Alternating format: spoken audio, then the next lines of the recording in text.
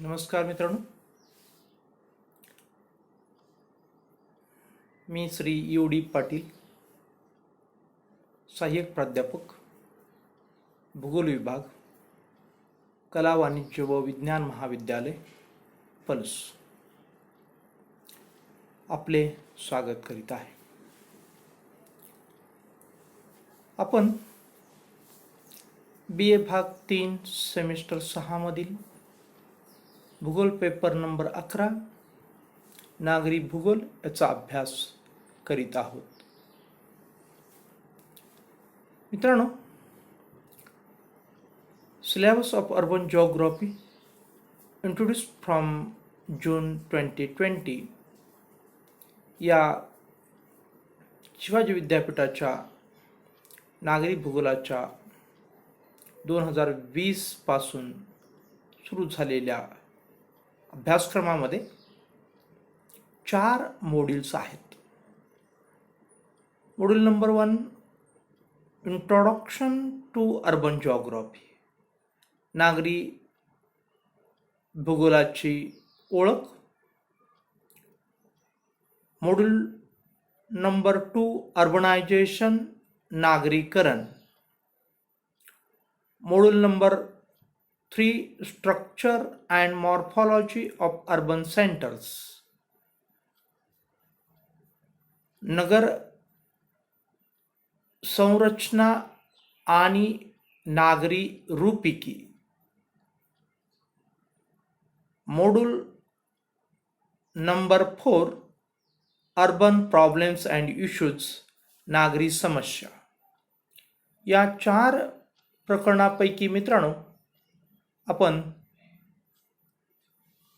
पहिलं जे मॉड्यूल्स किंवा प्रकरण आहे इंट्रोडक्शन टू अर्बन जिओग्राफी, नागरी भूगोलाची ओळख, हे आपण अभ्यासायला सुरुवात केलेली आहे. या प्रकरणामध्ये आपण पाहिलं म्हणण्यापेक्षा की या प्रकरणामध्ये इंट्रोडक्शन टू अर्बन जिओग्राफी, नागरी भूगोलाची ओळख, यामध्ये आपल्याला अर्बन जिओग्राफी इंट्रोडक्शन, नागरी भूगोलाची ओळख म्हणजे काय, त्याचा अर्थ आणि डेफिनेशन्स म्हणजेच व्याख्या, मीनिंग अँड डेफिनेशन्स म्हणजे अर्थ आणि व्याख्या आपल्याला नागरी भूगोलाच्या अभ्यासाच्या आहेत. नेचर ऑफ अर्बन जिओग्राफी, नागरी भूगोलाचं स्वरूप आपल्याला अभ्यासायचं आहे. स्कोप ऑफ अर्बन जिओग्राफी, नागरी भूगोलाची व्याप्ती आपल्याला अभ्यासायची आहे. सिग्निफिकन्स ऑफ अर्बन जिओग्राफी, नागरी भूगोलाचं महत्त्व आपल्याला अभ्यासायचं आहे. मित्रांनो, या गोष्टी आपल्याला अभ्यासायच्या आहेत आणि यामध्ये आपण भूगोल म्हणजे काय, इथून आपण या अभ्यासाची सुरुवात केलेली आहे असं आपण म्हणू शकतो. या ठिकाणी आपण हा चार्ट पाठीमागच्या 2 तासापासून आपण पाहतोय. तुम्ही म्हणाल की या चार्टमध्ये सर का गुंतून पडलेले आहेत? तर मित्रांनो, हा चार्ट तुम्ही भूगोलाचे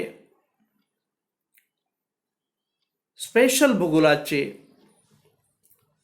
अभ्यासक म्हणून तुमच्यासाठी अत्यंत महत्त्वाचा आहे. वास्तविक पाहता हा चार्ट परिपूर्ण आहे असं नाही आहे. हा चार्ट खूप मोठा आहे.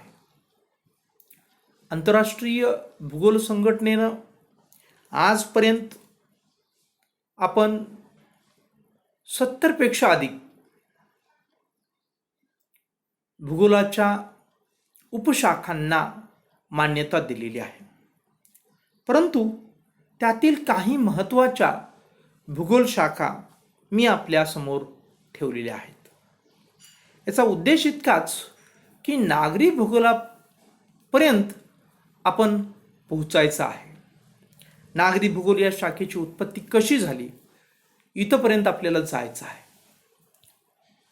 यासाठी मित्रांनो, पाठीमागील क्लासमध्ये आपण पाहिलं की भूगोल म्हणजे काय, भूगोल या शब्दाचा आणि भूगोला संदर्भात आपण इंग्रजीमध्ये वापरत असलेल्या जिओग्राफी या शब्दाचा अर्थ व्याख्या आपण पाहिलेली आहेत. आणि भूगोलाचं जे स्वरूप आपण अभ्यासत होतो त्या स्वरूपासंदर्भात आपण चर्चा करत होतो. हा मुद्दा चर्चा करीत असताना आपण पाहिलं की सुरुवातीच्या काळात भूगोलाचं जे काही स्वरूप होतं हे नामावलीच्या प्रकारात मोडणारं होतं किंवा स्वरूपात मोडणारं होतं. त्यानंतर मग या भूगोलाला स्वरूप जे प्राप्त झालं ते वर्णनात्मक स्वरूप प्राप्त झालं.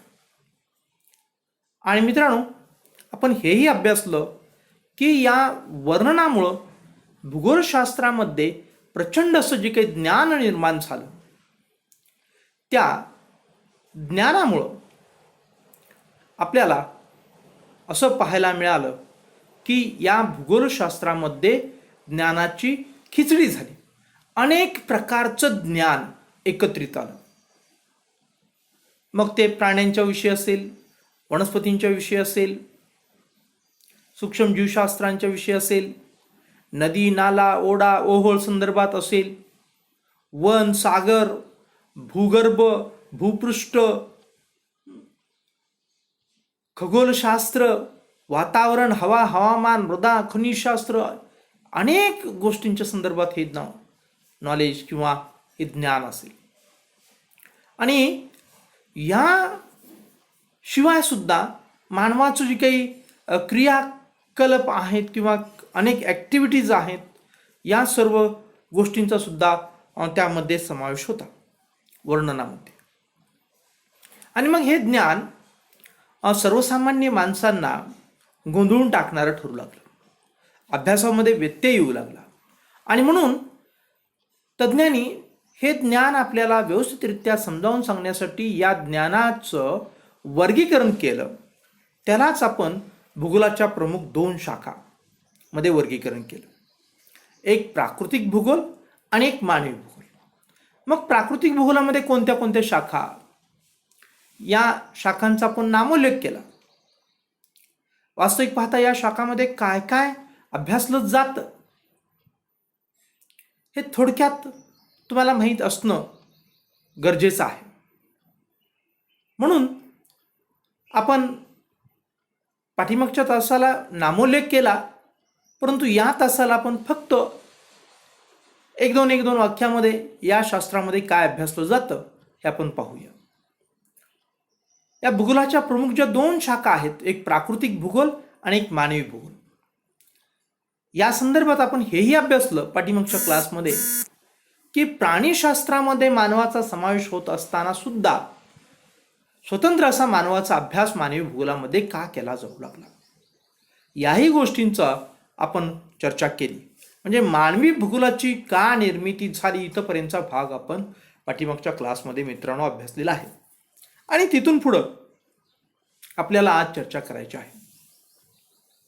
परंतु मी आत्ता म्हणालो त्याप्रमाणे की प्राकृतिक भूगोलांच्या या शाखामध्ये नेमकं काय दडलेलं आहे, कशाचा अभ्यास होतो हे पाहणं आवश्यक आहे. प्राकृतिक भूगोल म्हणजेच नैसर्गिक भूगोल, प्राकृतिक भूगोल म्हणजेच आपण पर्यावरणीय भूगोल. या भूगोलाच्या संदर्भात आपण असंही म्हणू शकतो की निसर्गतः नैसर्गिक गोष्टींचा यामध्ये समावेश आहे. आणि यामध्ये आपण 2 विभाग केले, या नैसर्गिक किंवा भौगोलिक किंवा प्राकृतिक.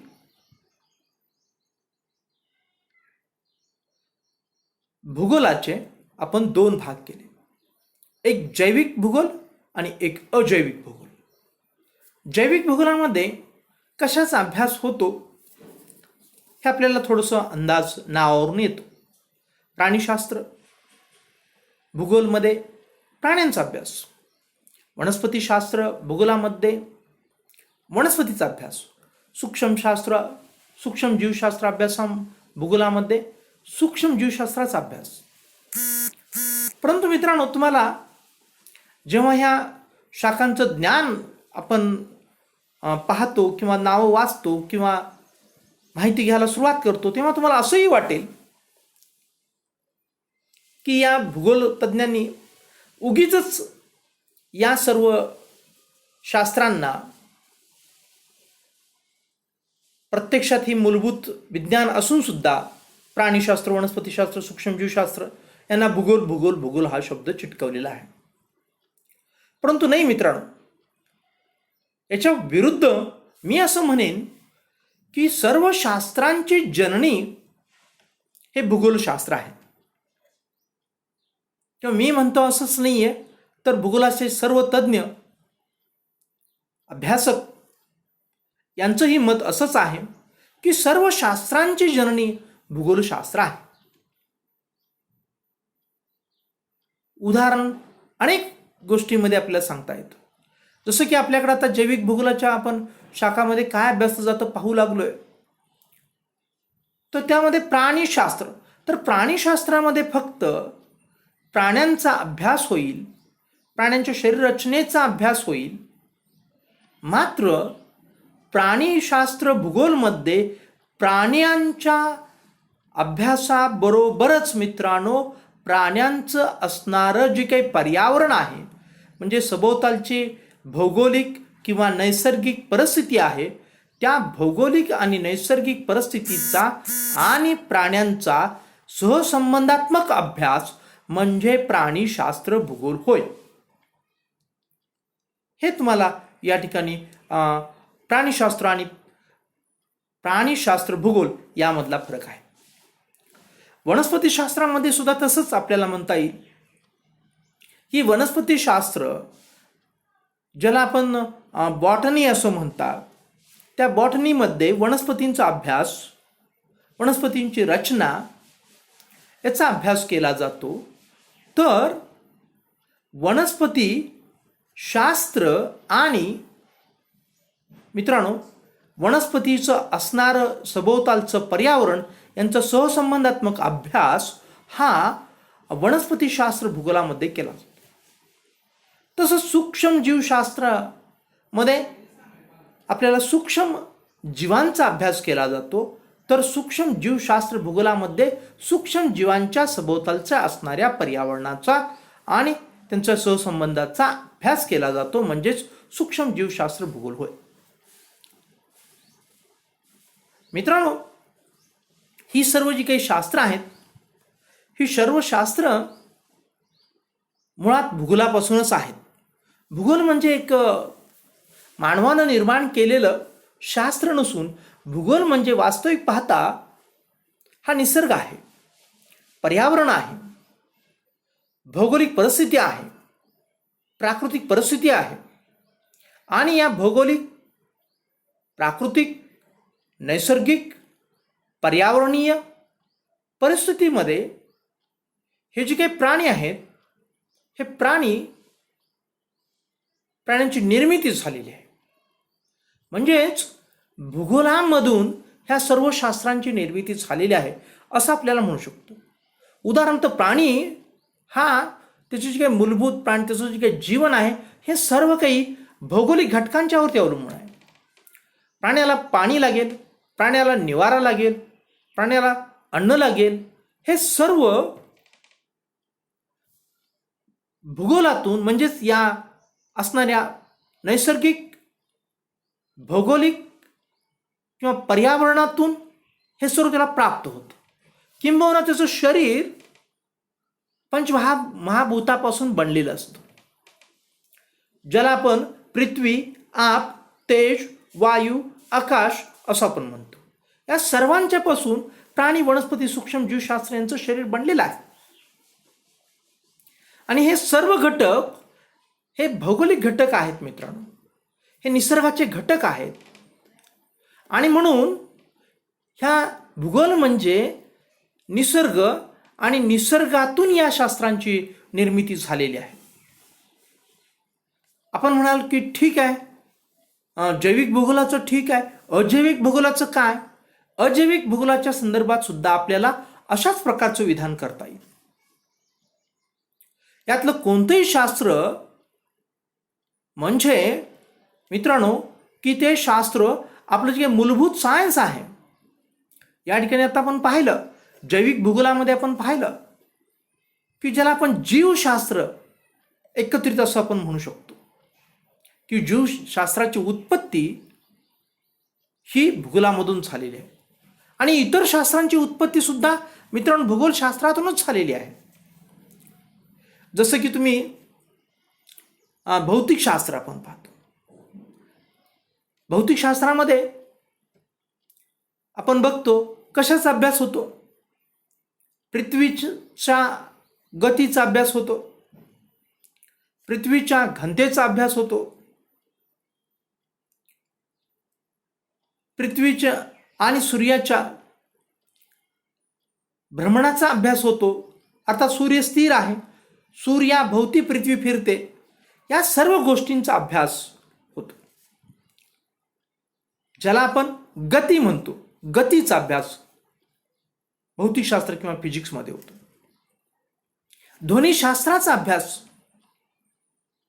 आपल्याला भौतिकशास्त्रामध्ये होतो.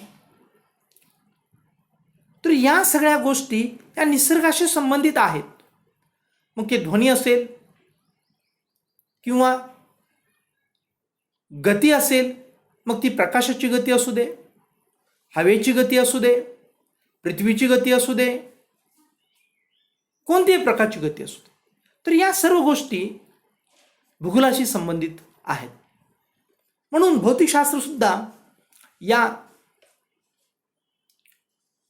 भूगोलातून उत्पन्न झालेलं आहे किंवा भौतिकशास्त्राची जननी सुद्धा भूगोलशास्त्र आहे असंही आपल्याला म्हणता येईल. तुम्ही म्हणाल की झालं ठीक आहे सर, रसायनशास्त्र. रसायनशास्त्राच्या संदर्भात आपण जर पाहिलं तर संपूर्ण जी काही मूलद्रव्य आहेत, ही मूलद्रव्य मुळातच या धरणी मातेची देण आहे. या धरणीतून आपल्याला विविध प्रकारची मूलद्रव्य प्राप्त होतात आणि या मूलद्रव्यांचा अभ्यास, या मूलद्रव्यांची संयुग ही रसायनशास्त्रामध्ये अभ्यासली जातात. म्हणजे त्याचे मूळ पाळमुळं कशामध्ये आहेत? भूगोलशास्त्रामध्ये आहे. हे आपण या ठिकाणी लक्षात घेणं अत्यंत आवश्यक आहे. अशा प्रकारे सर्व शास्त्रांची जननी भूगोलशास्त्र आहे. किंबहुना मानवी भूगोलाच्या ज्या शाखा आहेत, या शाखांची जननी सुद्धा आपण भूगोलशास्त्र आहे.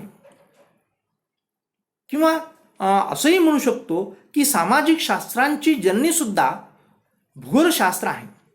सामाजिक शास्त्रामध्ये इतिहास येतो, समाजशास्त्र येतं, राज्यशास्त्र येतं, अर्थशास्त्र येतं, इतर अनेक घटक येतात.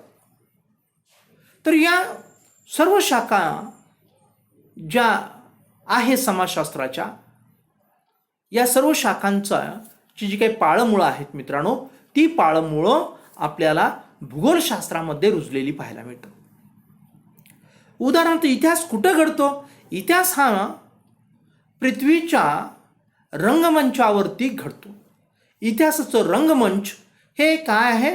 तर ही पृथ्वी आहे, ही धरणी माता आहे,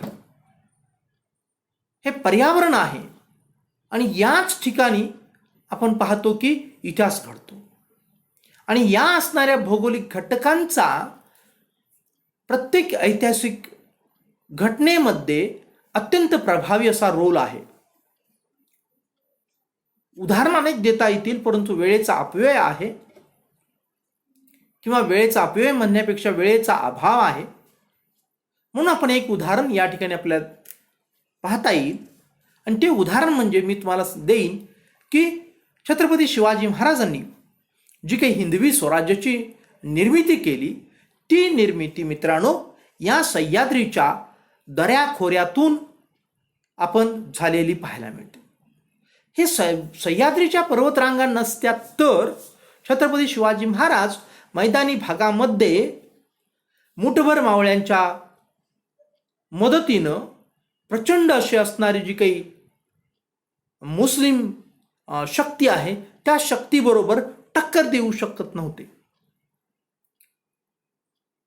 किंवा परकीय शक्ती आहे त्या परकीय शक्तीला टक्कर देऊ शकत नव्हते. आणि म्हणून त्यांनी आपलं राज्य उभारण्यासाठी या सह्याद्रीच्या दऱ्याखोऱ्यांचा, डोंगर रांगांचा, कड्या कपाऱ्यांचा आश्रय घेतला आणि एक सोबत गनिमी कावा आणि मुठभर मावळे यांच्या जोरावरती त्यांनी हे राज्य उभा केलं. याला साथ कोणी दिली? निश्चितपणे मावळ्यांनी दिली. परंतु आणखीन एक महत्त्वपूर्ण साथ दिली ती मित्रांनो निसर्गानं दिली, या पर्यावरणानं दिलं, या भौगोलिक परिस्थितीने दिली. आणि म्हणून त्या ठिकाणी एक वेगळा असा इतिहास घडलेला आपल्याला पाहायला मिळतो. अशा इतिहासामध्ये अनेक उदाहरणं आपल्याला त्या ठिकाणी देता येतात. सामाजिक भूगोलामध्ये आपण बघतो की समाजशास्त्रातली दुसरी महत्त्वपूर्ण शाखा म्हणजे समाजशास्त्र, असंच त्याला आपण म्हणूया. सामाजिक भूगोल त्यापासून झालेला ऐतिहासिक भूगोल. आता ऐतिहासिक भूगोलाच्या संदर्भात आणखीन एक गोष्ट सांगायची राहून या ठिकाणी जाते, ती म्हणजे इतिहास म्हणजे इतिहासकालीन घटना आणि भूगोल किंवा भौगोलिक घटना किंवा घटक यांचा सहसंबंध म्हणजे ऐतिहासिक भूगोल. तसंच सामाजिक शास्त्रामध्ये किंवा सामाजिक भूगोलामध्ये समाज आणि निसर्ग किंवा समाज आणि पर्यावरण, समाज आणि प्रकृती यांचा असणारा संबंध म्हणजे सामाजिक भूगोल. आणि या समाजाची जी काही सगळ्या गरजा आहेत ह्या सगळ्या गरजा हा निसर्ग भागवतो मित्रांनो. म्हणजे त्याची जननी सुद्धा भूगोल आहे असं आपल्याला म्हणता येतं. किंवा राज्यशास्त्र असेल तर राज्यशास्त्राचं जे काही असणारं राजकारण आहे, हे राजकारण असेल किंवा प्रशासन असेल, हे सर्व आपल्याला निसर्गावरती अवलंबून असलेलं पाहायला मिळतं. आणि मग राजकीय भूगोलामध्ये आपल्याला हे काही प्रशासकीय गोष्टी आणि असणारं निसर्ग, पर्यावरण किंवा प्रकृती यांचा असणारा सहसंबंध म्हणजे राजकीय भूगोल. आणि अर्थशास्त्रातली तर प्रत्येक ॲक्टिव्हिटीज, प्रत्येक गोष्टीची पाळंमुळं मित्रांनो कशाशी संबंधित आहेत, तर अर्थशास्त्रामध्ये फक्त अभ्यास केला जातो उत्पादन आणि बाजारपेठ, ग्राहक, फायदा, तोटा या सर्व गोष्टींचा प्रचंड मोठ्या प्रमाणात अभ्यास केला जातो, चर्चा केली जाते. परंतु या असणाऱ्या अर्थशास्त्रामधील ज्या काही वस्तू आहेत त्या वस्तू कुठून आल्या, त्याचा निसर्गाशी काही संबंध आहे का, त्याच प्रदेशामध्ये आपल्याला का प्राप्त झाल्या, या सर्व गोष्टींचा विचार अर्थशास्त्रज्ञ करत नाही आहेत. भूगोलशास्त्रज्ञ मात्र आर्थिक भूगोलामध्ये अर्थशास्त्र आणि निसर्ग यांच्या परस्पर असणाऱ्या संबंधांचा अभ्यास करतात, हे या ठिकाणी आपण सांगितलं पाहिजे. आणि म्हणून मित्रांनो आपण हेही लक्षात घेतलं पाहिजे की सर्व शास्त्रांची जननी, मग ते असणारे तुमचे मूलभूत शास्त्र ज्याला आपण फिजिक्स,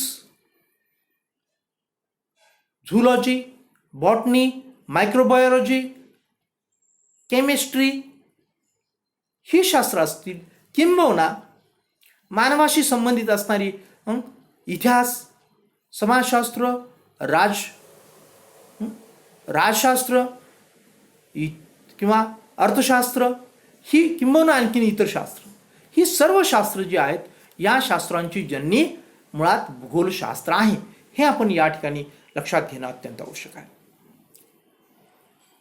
आणि म्हणून हे सर्व आपण नागरी भूगोल पुढं कसा निर्माण झाला, काय निर्माण झाला, मानवी भूगोलाच्या या शाखेकडे आपण ओढण्यापूर्वी ह्या सर्व तुम्हाला जो पसारा आहे हा पसारा सांगण्याचं मुद्दाम एकच कारण आहे की आपण स्पेशल भूगोलाचे विद्यार्थी, या सर्व गोष्टी आपल्याला ज्ञात असणं अत्यंत तुमचं मूलभूत कर्तव्य आहे. म्हणून ह्या सर्व भूगोलाचा जो काही पसार आहे त्या पसारातले थोडेसे मी दाणे आपल्यासमोर फेकण्याचा प्रयत्न करीत आहे किंवा मांडण्याचा प्रयत्न करीत आहे, असं आपण या ठिकाणी मी म्हणू शकतो. सर्वच गोष्टी मी तुमच्यासमोर मांडू शकत नाही, कारण भूगोल हा खूप व्यापक आहे बाळांनो.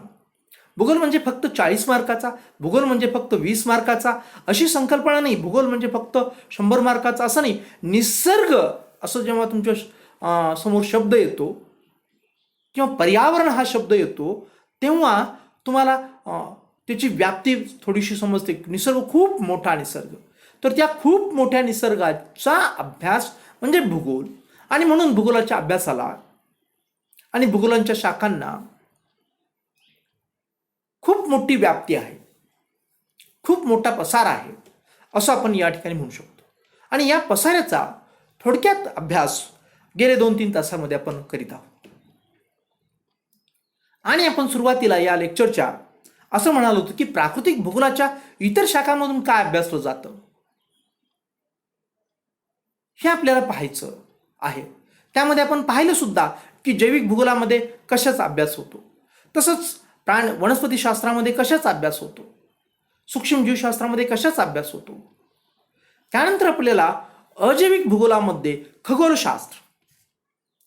खगोलशास्त्र म्हणजेच मित्रांनो की या पृथ्वीच्या सभोवताली जे वातावरण आहे त्या वातावरणाच्या बाहेर अवकाश आहे आणि त्या अवकाशामध्ये अनेक तारे आहेत, अनेक ग्रह आहेत.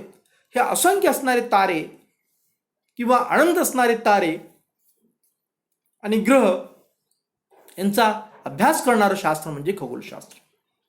भूगर्भशास्त्र म्हणजे ही जी काही धरणी माता आहे या धरणी मातेच्या पोटात किंवा उदरात लपलेलं जी काही गोष्टी आहेत, घडामोडी आहेत, जसं की तप्त असा लावारस किंवा भूगर्भातील अंतर्गत हालचाली किंवा भूगर्भाच्या अंतर्गत रचना, या सर्व गोष्टींचा अभ्यास भूगर्भशास्त्रामध्ये केला जातो. तर भूरूपशास्त्रामध्ये मित्रांनो या पृथ्वीच्या वरचा जो भाग आहे किंवा ज्याला भूमी म्हणतो, भूपृष्ठ म्हणतो, त्या भूपृष्ठाचं वर्णन किंवा भूपृष्ठाचा अभ्यास भूरूपशास्त्रामध्ये केला जातो. फक्त वर्णनच नाही आहे, तर सर्व गोष्टी आज भूगोल प्रगतशील झालेला आहे आणि सर्व गोष्टीनं सर्व दृष्टिकोनातून अभ्यास निश्चितपणे प्रत्येक शाखेचा केला जातो. मग भूरूपशास्त्रामध्ये पर्वत, पठार, मैदान या गोष्टींचा अभ्यास होतो. सागरशास्त्रामध्ये या पृथ्वीवरती 71% भूभाग पाण्यानं व्यापलेला आहे असं आपण म्हणतो. त्या 71% भूभागाचा आणि त्यामध्ये असणाऱ्या प्रचंड जलाशयाचा अभ्यास केला जातो. तर वातावरणशास्त्रामध्ये पृथ्वीवरती जी काही आपल्याला चैतन्य पाहायला मिळतं, म्हणजेच प्राणी, वनस्पती, सूक्ष्म जीव हे जी काही गोष्टी पाहायला मिळतात त्या वातावरणामुळं, त्या हवामानशास्त्रामुळं आपल्याला पाहायला मिळतात. पृथ्वीच्या सभोवताली असणारं जे काही वातावरण आहे हे वातावरणाची रचना या शास्त्रामध्ये अभ्यासली जाते. वातावरणाचे घटक या शास्त्रामध्ये अभ्यासली जाते.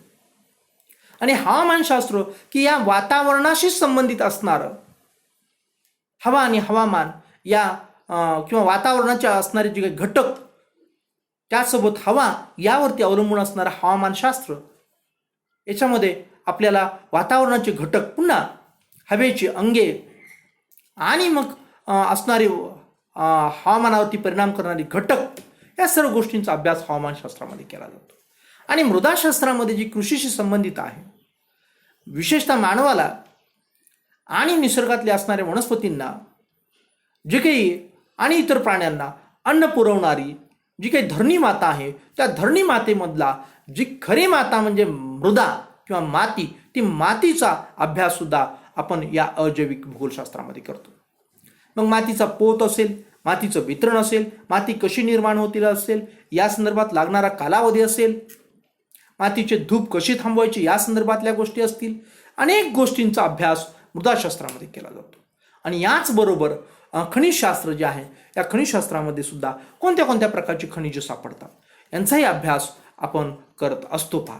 या सर्व गोष्टी प्राकृतिक भूगोलामध्ये आणि याशिवाय खनिजशास्त्रातलं जे काही वितरण असेल किंवा इतर गोष्टींचा जो काही अभ्यास आहे तो अभ्यास आपण खनिजशास्त्रामध्ये केला जातो.